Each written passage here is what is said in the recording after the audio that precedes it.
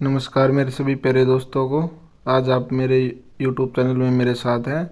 आज हम अपना 7th क्लास का 7th चैप्टर है जो हमारा रेगिस्तान में जीवन उसको कवर अप करेंगे। इससे पहले हम 6th क्लास की जियोग्राफी और 7th क्लास की फुल जियोग्राफी कंप्लीट कर चुके हैं। आज हमारा लास्ट चैप्टर है रेगिस्तान में जीवन। और आज हम इस चैप्टर में क्या क्या पढ़ेंगे भाई, हमारे कौन कौन से रेगिस्तान है भाई, किस टाइप के रेगिस्तान, जैसे ठंडा रेगिस्तान, गर्म रेगिस्तान।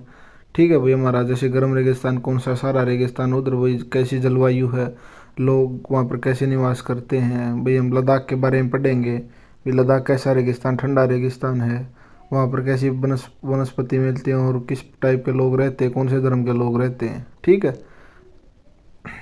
चलो अब हम अपना चैप्टर स्टार्ट करते हैं भाई, रेगिस्तान में जीवन। रेगिस्तान में यह एक शुष्क प्रदेश है जिसकी विशेषता अत्यधिक उच्च अथवा निम्न तापमान एवं विरल वनस्पति है। ठीक है, यह भी एक शुष्क प्रदेश होते हैं और यहाँ पर विरल वनस्पतियाँ और निम्न तापमान होता है। ठीक है, अध्याय 5 में आप पढ़ चुके हैं कि पेड़ पौधे, पशुओं एवं मनुष्यों के लिए जल ही जीवन है।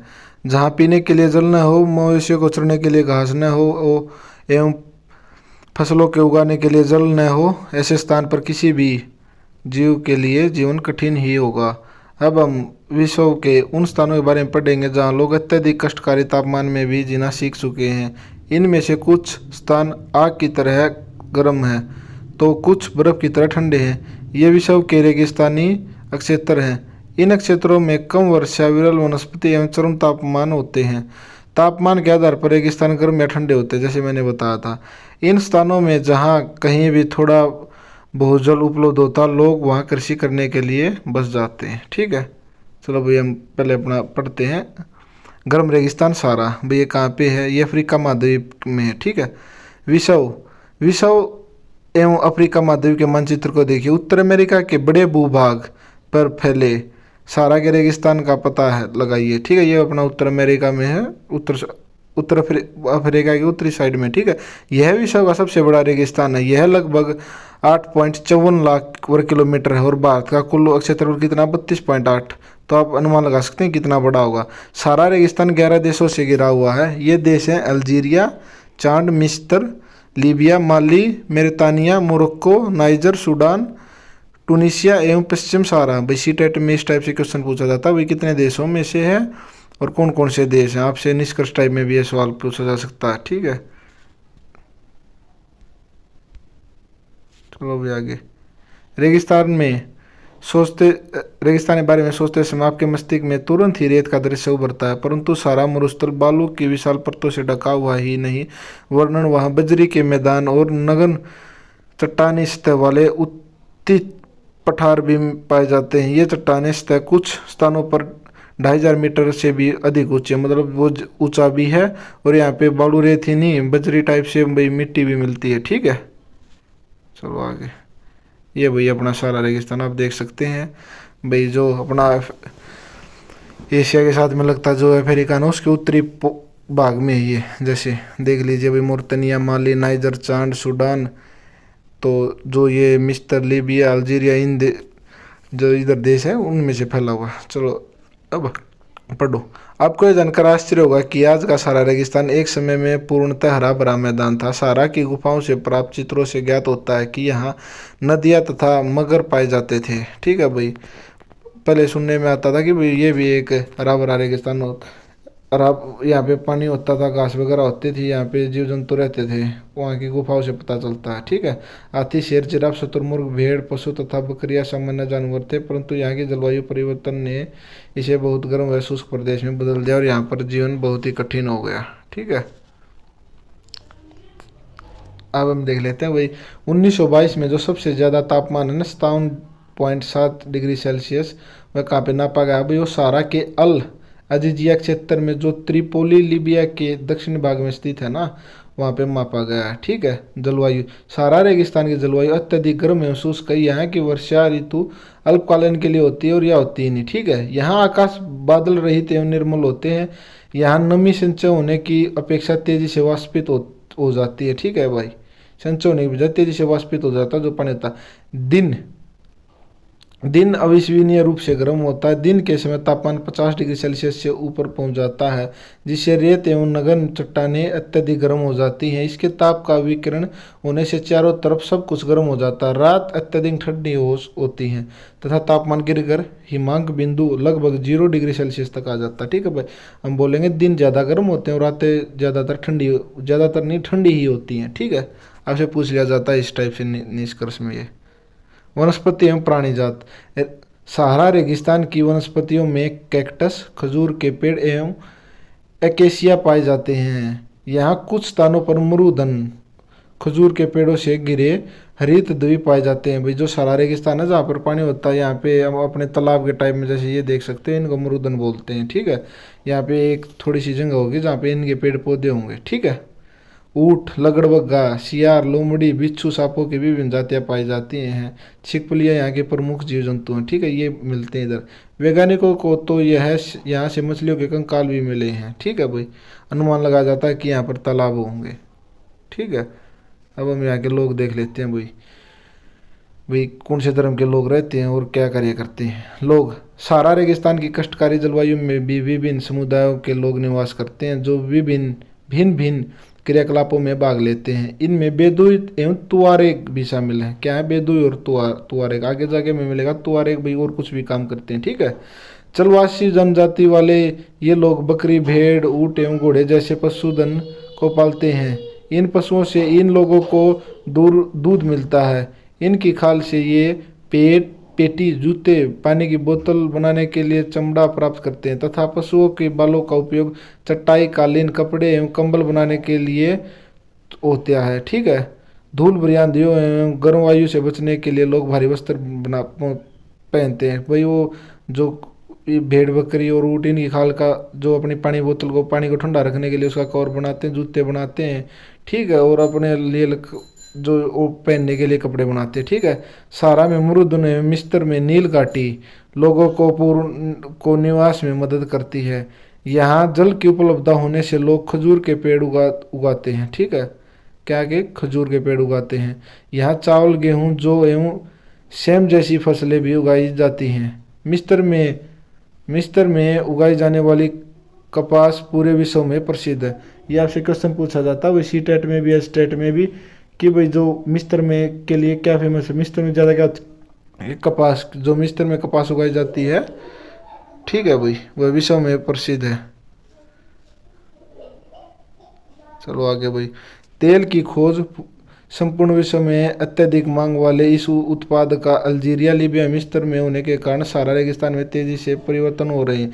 इस क्षेत्र में प्राप्त अन्य महत्वपूर्ण खनिजों में लोहा, फास्फोरस, मैग्नीज और यूरेनियम सम्मिलित हैं। सहारा की संस्कृति, जीवन शैली में भी परिवर्तन आ रहा है। आज यहाँ मस्जिदों से ऊंचे कांच की खिड़कियों वाले भवन तथा ऊँटों के प्राचीन मार्ग के स्थान पर सुपर महामार्ग बन गए हैं। नमक के व्यापार में ऊँटों का स्थान ट्रक ले रहे हैं। तुआरेग लोग, जैसे पहले धन बेदुए तुआरेग, तो वही है तुआरेग लोग, विदेशी पर्यटकों के लिए मार्गदर्शन का काम करते हैं। जो भाई बाहर से मार्ग आते हैं ना, उनको गाइड करते हैं। आज अनेक चलवासी जनजातियों के लोग शहरी जीवन की ओर जा रहे हैं, जहाँ वे तेल और गैस के कार्यों में नौकरी ढूंढ रहे हैं। जहाँ पर भाई ये पहले रेगिस्तान होता था, वहाँ पे जो मस्जिदें होती थी, अब उन सभी को पत्थर कांच में बदला गया, क्योंकि अब पैसा ज़्यादा आता जा रहा है। ठीक है भाई, जब रेत को पवन उड़ा ले जाती है तो वहाँ गर्त बन जाते हैं। जहाँ गर्त में भूमिगत जल सतह पर आ जाता है, वह ठीक है सतह पर आ जाता है ऊपर, वहाँ मरुदन बनते हैं। ये क्षेत्र उपजाऊ होते हैं। लोग इनके आसपास निवास करते हैं एवं खजूर के पेड़ तथा अन्य फसलें उगाते हैं। ठीक है, कभी कभी यह मरुदन असामान्य रूप से बड़ा भी हो सकता है। मोरक्को में टेपिलालेट मरुदन ऐसा ही एक विशाल मरुदन है जो 13,000 वर्ग किलोमीटर के क्षेत्र में फैला हुआ है। ठीक है भाई, तो 13,000 वर्ग किलोमीटर के क्षेत्र में फैला है, तो आप अंदाजा लगा सकते हैं कितना बड़ा होगा। ठीक है, अब आता हमारा ठंडा रेगिस्तान लद्दाख। तो लद्दाख क्या है, एक ठंडा रेगिस्तान। लद्दाख शब्द दो शब्दों से बना। ला का अर्थ होता है पर्वतीय दर्रा और तथा दाख का अर्थ होता है देश, मतलब पर्वतीय दर्रे में देश। ठीक है, पृथ्वी के सबसे ठंडे स्थानों में से एक द्रास लद्दाख में स्थित है। जो एक ठंडा स्थान है ना, वो द्रास, वो कहाँ पे स्थित है, लद्दाख में। जम्मू एवं कश्मीर के पूर्व में वृत्त हिमालय में स्थित लद्दाख एक ठंडा रेगिस्तान है। इसके उत्तर में, ठीक है भाई, ये आपसे एक निष्कर्ष टाइप में पूछ लिया जाता है, इसके उत्तर में कौन सी पर्वत श्रृंखला है? हाँ भाई, आपसे दोस्तों इस टाइप से क्वेश्चन पूछ लिया जाता है कि इसके उत्तर में कौन सी पर्वत श्रृंखला है, तो इसके उत्तर में काराकोरम पर्वत श्रृंखला एवं दक्षिण में जास्कर पर्वत स्थित है। पिछली बार भी सीटेट में क्वेश्चन आया हुआ था और आगे भी आ सकता है, तो आप इसको कृपया करके याद करके पढ़ें, ठीक है। लद्दाख से होकर अनेक नदियां बहती हैं, ठीक है, जैसे जिनमें सिंधु नदी प्रमुख है। ये नदियां गहरी घाटियों एवं महाखुंड गार्ज का निर्माण करती हैं, मतलब घाटियाँ जहाँ से बहती है, जहाँ पे नीचे होती है घाटियाँ, ठीक है। लद्दाख में अनेक मानियाँ हैं, जैसे ग्रेगी मानी, ये पूछा जाता है ग्रेगी मानी कहाँ होती है। अपने एच टेट में सीधा क्वेश्चन आता है ये, ठीक है। सी टेट में निष्कर्ष टाइप में पूछा जाता है, ठीक है। लद्दाख की ऊंचाई काराकोरम में लगभग 3000 मीटर से लेकर लद्दाख की ऊंचाई कारगिल में लगभग 3000 मीटर से लेकर काराकोरम में 8000 मीटर से भी अधिक पाई जाती है, ठीक है। तो आप देख लीजिए कितना ऊंचा हो जाता है। अधिक ऊंचाई के कारण यहाँ की जलवायु अत्यधिक शीतल एवं शुष्क होती है। इस ऊंचाई पर वायु परत पतली होती है, जिससे सूर्य गर्मी की अत्यधिक तीव्रता महसूस होती है। ग्रीष्म ऋतु में दिन का तापमान 0 डिग्री सेल्सियस से कुछ ही अधिक होता है एवं रात में तापमान 0 से -30 डिग्री सेल्सियस से भी नीचे चला जाता है। ऋतुओं में यह -40, क्योंकि यहाँ पे ज़्यादा बर्फ पड़ती है, ठीक है भाई, ज़्यादा ठंड होती है, अतः यहाँ वर्षा बहुत ही कम होती है, ठीक है भाई। ये देख लीजिए अपने लद्दाख, ठीक है, ठीक है। चलो आगे चलो भाई। अच्छा, मुश्किल से 10 सेंटीमीटर प्रति वर्ष ही होती है, ठीक है। आपसे एक ये भी क्वेश्चन पूछा जाएगा अभी, सबसे ज़्यादा वर्षा कहाँ होती है? मनीषराम, ये होता है बड़ा मनीराम, मनीषराम, ठीक है, अरुणाचल प्रदेश साइड में है, ठीक है। यह क्षेत्र बर्फीला हवाओं एवं तेज जलाने वाली सूर्य ताप का अनुभव कराता है। यह जानकर आपको आश्चर्य होगा कि यदि आप सूर्य की तेज धूप में बैठे हैं और आपके पैर छाया में हैं, तो आप उष्माघात एवं तुषार उपघात से ग्रसित हो सकते हैं, ठीक है भाई। अगर आपके एक साइड धूप लग रही है और एक साइड छाया लग रही है, तो आप उष्माघात हो। लद्दाख को खापाचान भी कहते हैं, ठीक है, जिसका अर्थ होता है हिमभूमि, ठीक है, देवताओं की भूमि खापाचान भी कहते हैं, इसको हिमभूमि भी कहते हैं, ठीक है भाई। चलो आगे चलते हैं। वनस्पति एवं प्राणी जात। यहाँ उच्च शुष्कता के कारण वनस्पति विरल है। यहाँ जानवरों के चरने के लिए कहीं कहीं पर ही घास एवं छोटी जड़ियाँ मिलती हैं, तो वनस्पति बहुत कम होती है यहाँ पे, ठीक है। घाटी में सरपत, विल्लो एवं पॉपुलर के उपवन देखे जा सकते हैं, ठीक है। ग्रीष्म ऋतु में सेब, खुबानी एवं अखरोट जैसे पेड़ पल्पवित होते हैं। लद्दाख में पक्षियों की विभिन्न प्रजातियां नजर आती हैं। इनमें राबिन, रेड स्टार्ट, तिब्बती स्नोकॉक, रेवन एवं हुप यहाँ पाए जाने वाली सामान्य पक्षी हैं। इनमें से कुछ प्रवासी पक्षी हैं। लद्दाख के पशुओं में जंगली बकरी, जंगली भेड़, याक एवं विशेष प्रकार के कुत्ते पाए जाते हैं, ठीक है भाई। आपसे क्वेश्चन पूछा जाता है भाई वहाँ पे कौन से वो मिलते हैं, पशु मिलते हैं या पक्षियाँ मिलते हैं, ठीक है। तो आप याद कर लेना, ये आया हुआ है। लद्दाख में पक्षियों की विभिन्न प्रजातियाँ नजर आती हैं, जैसे इनमें से राबिन, रेड स्टार्ट, तिब्बती स्नोकॉक, रेवन एवं हुप, ठीक है। ये भी पूछा जाता है कौन से पशु हैं भाई, जंगली बकरी, जंगली भेड़, याक एवं विशेष प्रकार के। इन पशुओं को दूध, मांस एवं खाल प्राप्त करने के लिए पाला जाता है। याक के दूध का उपयोग पनीर एवं मक्खन बनाने के लिए, भेड़ एवं बकरी के बालों का उपयोग ऊनी वस्त्र बनाने के लिए किया जाता है। ये आपसे क्वेश्चन पूछ लिया जाता है याक के दूध का क्या किया जाता है। निष्कर्ष टाइम में पूछा था क्या याक के दूध का पनीर बनाया जाता है, या याक के दूध का मक्खन बनाया जाता है, या याक के दूध को पिया जाता है, ठीक है, इस टाइप से। चलो आगे भाई। चीरू या तिब्बती एंटीलोप एक विलुप्त प्राय जीव है। इसका शिकार शाहतूश नामक इसके ऊन के लिए किया जाता है, जो वजन में हल्का एवं अत्यधिक गर्म होता है, ठीक है भाई। ठीक है भाई, अभी आपको पता लग गया होगा जो हम भाई बोलते हैं लद्दाख साइड में या जम्मू साइड में जो ऊन होती है वो इधर से ही आती है, ठीक है। तो चलो अब हम आगे करते हैं भाई। एक ये बहुत इंपॉर्टेंट है भाई, पूछा जाता है बहुत बार। क्रिकेट का सबसे अच्छा बल्ला सरपत विल्लो पेड़ की लकड़ी से बनाया जाता है, और ये कहाँ होती है? ये लद्दाख साइड में होती है, ठीक है। चलो भाई अब आगे हम यहाँ पे धर्म और लोग देख लेते हैं किस टाइप। क्या आप लद्दाख एवं तिब्बत तथा मध्य एशिया के निवासियों के बीच में कोई समानता पाते हैं? यहाँ के अधिकांश लोग या तो मुस्लिम या हैं या बौद्ध। वास्तव में लद्दाख क्षेत्र में अनेक बौद्ध मठ अपने परंपरागत गोपों के साथ स्थित हैं। कुछ प्रसिद्ध मठ हेमिस, थिक्से, सेम, लमायारू ये आपसे क्वेश्चन पूछा गया था वही पिछली बार भी सीटेट में। इनमें कौन कौन से बौद्ध मठ हैं? ग्रीष्म ऋतु में यहाँ के निवासी जो आलू, मटर, सम एवं शलजम की खेती करते हैं। शीत ऋतु में जलवायु इतनी कष्टकारी होती है कि लोग धार्मिक अनुष्ठानों एवं उत्सवों में अपने आप को व्यस्त रखते हैं। यहाँ की महिलाएं अत्यधिक परिश्रमी होती हैं। वे केवल घर के एवं खेती में ही काम नहीं करती बल्कि छोटे व्यवसाय एवं दुकान भी संभालती हैं। लद्दाख की राजधानी लेह सड़क एवं वायु मार्ग द्वारा भली भांति जुड़ी हुई है। ठीक है, चलो भाई आगे। राष्ट्रीय राजमार्ग के लेह को जो जिला दर्रे होते हुए कश्मीर घाटी से जोड़ता है। क्या आप हिमालय के कुछ अन्य दर्रों को जानते हैं? हाँ भैया, में 3-4 दर्रे हैं, वो हम आगे पढ़ेंगे। ठीक है, लास्ट में।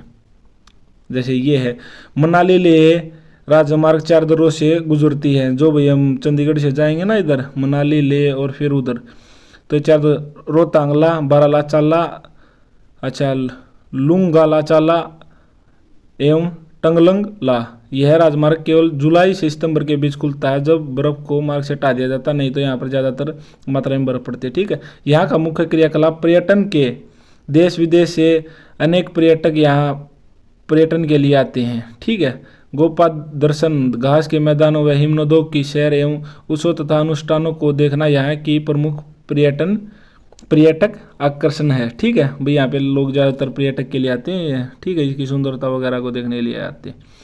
आधुनिकीकरण के फलस्वरूप यहाँ के नवजीवन में परिवर्तन आ रहा है, लेकिन लद्दाख के लोगों ने शताब्दियों से प्रकृति के साथ समन्वय एवं संतुलन करना सीख लिया है। जल एवं ईंधन जैसे संसाधनों की कमी के कारण यह आवश्यकतानुसार एवं मितव्ययता से ही इनका उपयोग करते हैं और कुछ भी व्यर्थ नहीं करते। ठीक है भाई, इन्होंने ठंड में रहना सीख लिया और अपने आप को इसके अंदर डालना भी सीख लिया। चलो अब हम इस चैप्टर की समरी करते हैं। बताओ भाई, सहारा अफ्रीका के किस भाग में है? तो ये उत्तर में है, ऊपर की साइड में। ठीक है, सहारा किस प्रकार का रेगिस्तान है? बताओ।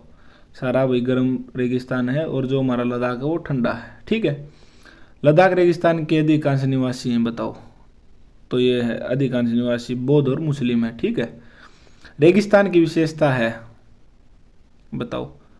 अल्प जल वर्षण भी नहीं भाई, अधिक वर्षण तो होता ही नहीं। विरल वनस्पति। ठीक है, लद्दाख में हेमिस प्रसिद्ध है, किसके लिए भाई? बौद्ध मठ के लिए। ठीक है, मंदिर और चर्च के लिए नहीं। मिस्तर निम्नलिखित फसल के लिए प्रसिद्ध है, तो यह है कपास के लिए।